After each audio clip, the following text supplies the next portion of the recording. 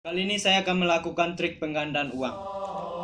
Di sini saya mempunyai uang 10.000 dan uang ini benar-benar uang asli.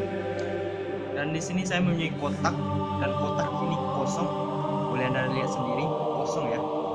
Nah, saya akan melipat uang ini. Kita mulai penggandaan uangnya. Kita lipat. Uangnya masih uang 10.000 ya. Kita masukkan. Ya.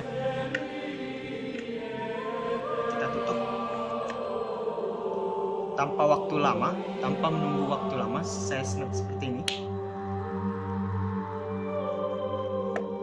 Ya, di sini sudah ada uang.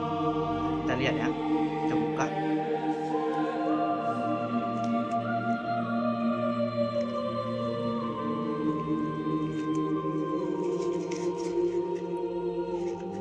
Ya.